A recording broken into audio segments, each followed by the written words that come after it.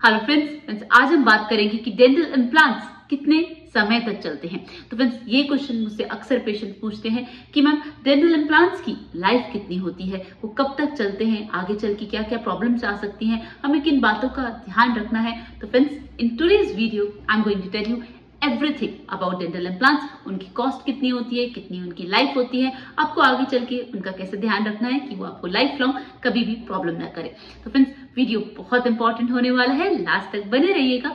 Channel को subscribe नहीं किया तो प्लीज कर लीजिएगा। Let me start. Hello friends, I am doctor Pratibha, oral implantologist, laser specialist and periodontist. Friends, मैं एम्पीरियल डेंटल गुरुग्राम इंडिया की फाउंडर और हेड सर्जन हूँ और आज मैं आपको बताने वाली हूँ कि डेंटल इम्प्लांट्स की लाइफ कितनी होती है। तो फ्रेंड्स, सबसे पहले आप इस बात को समझिए कि डेंटल इम्प्लांट्स आखिरकार होते क्या हैं। तो फ्रेंड्स, डेंटल इम्प्लांट एक यूनिट है, दैट मीन्स उसमें तीन चीजें इन्वॉल्व होती हैं। सबसे पहले क्राउन पार्ट, उसके बाद abutment and third one is root, जो एक्चुअली में डेंटल इम्प्लांट है। ऑलराइट, तो सबसे पहले प्लेस होते हैं डेंटल इम्प्लांट्स बोन में। उसके लिए बोन की हेल्थ, बोन की कंडीशन अच्छी होना बहुत ज्यादा जरूरी है। तो जितनी अच्छी बोन होगी उतना ही अच्छा इम्प्लांट का ऑस्टियो इंटीग्रेशन होगा बोन के साथ। दैट मीन्स आप इस तरह से समझिए कि आपने कोई नेल वॉल में लगाया। अब देखिए कि अगर वॉल खोखली होगी, उसमें हॉलोनेस है, तो जो आपने नेल लगाई है, जो कील लगाई है, क्या उसमें वो टिकेगी? नहीं, वो कोई वेट ले पाएगी? नहीं, और वो निकल जाएगी।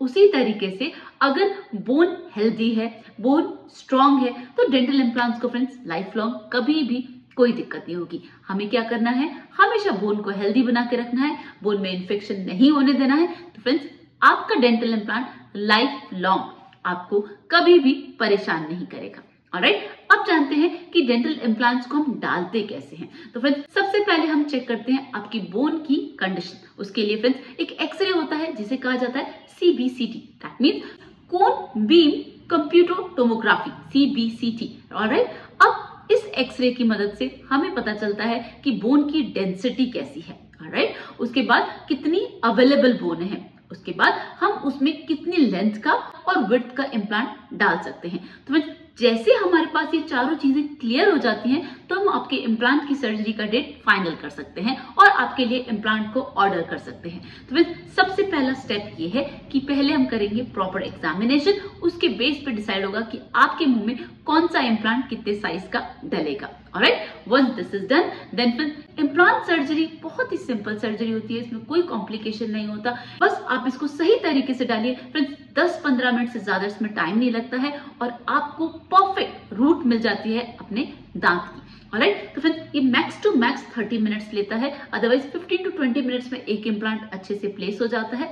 उसके बाद अब हमें देखना होता है कि टॉर्क कितना मिला, दैट मीन्स हमने जो इम्प्लांट डाला वो बोन में कितना टाइटली फिक्स हुआ है। ऑलराइट, तो जैसे हमें टॉर्क मिलता है हमें एक आइडिया हो जाता है कि इम्प्लांट कैसे मर्ज हुआ है बोन के साथ। बोन की कंडीशन अच्छी है, रिक्वायर्ड टॉर्क मिला हुआ है, तो हम 3 महीने के अंदर अंदर आपको क्राउन दे सकते हैं। ऑलराइट, लेकिन सब इस बात पर डिपेंड करता है कि इम्प्लांट और बोन दोनों आपस में कितना अच्छे से ऑस्टियो इंटीग्रेट हुए हैं, दोनों मिल गए हैं और वो एक हो गए हैं, और उसकी मदद से आप खाना चबाने की जो फोर्सेस हैं वो अब इम्प्लांट बेयर कर सकता है। तो फिर जैसे ही प्रॉपर ऑस्टियो इंटीग्रेशन होती है इम्प्लांट की बोन के साथ, हम आपको आपका क्राउन दे देते हैं और उसके बाद फ्रेंड्स आप जो मर्जी वो खाएं।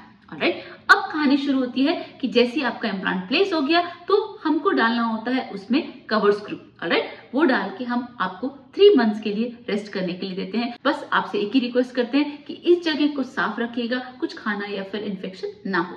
ऑलराइट, उसके बाद फिर से एक्सरे किया जाता है और देखा जाता है कि इम्प्लांट की कंडीशन कैसी है। तो जैसे हमें लगता है कि इम्प्लांट परफेक्ट है, प्रॉपर ऑस्टियो इंटीग्रेशन है, आपको आपका क्राउन दे दिया जाता है। And then friends, with which you can eat anything you want, बस हमेशा वहां पर इन्फेक्शन नहीं होना चाहिए। तो अब आते हैं लास्ट स्टेप पे, जिसे कहा जाता है मेंटेनेंस फेज।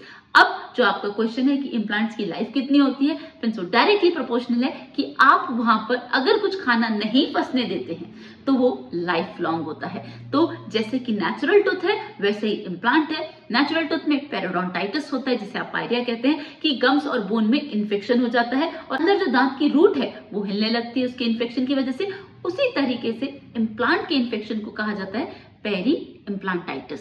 दैट मीन्स खाना फंसा और वो गम्स के अंदर चला गया। तो इनिशियली आपको दिखेगा गम्स में इन्फेक्शन, जिसे कहा जाएगा पेरीम्यूकोसाइटिस, और फिर वो इन्फेक्शन जाएगा बोन में और वो कन्वर्ट हो जाएगा पेरी इम्प्लांटाइटिस। ऑलराइट, तो इसका सोल्यूशन क्या है कि हम कभी भी अपने दांतों में खाना ना फंसने दें। तो चाहे हमारे नेचुरल टूथ हो चाहे इम्प्लांट, सब कुछ लाइफ लॉन्ग चलता है।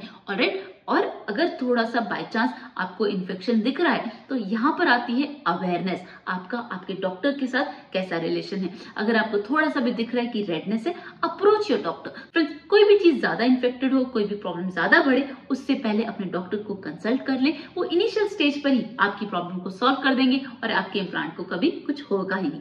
तो friends, this all about dental implants और डेंटल इम्प्लांट्स की लाइफ कितनी होती है। तो फ्रेंड्स, अगर अभी भी कोई और डाउट लगता है तो आप मुझसे कमेंट सेक्शन में पूछ सकते हैं। चैनल को सब्सक्राइब नहीं किया तो प्लीज कर लीजिएगा। See you in the next video. Thank you so much. Don't forget to flaunt your beautiful smile, and that makes you so beautiful.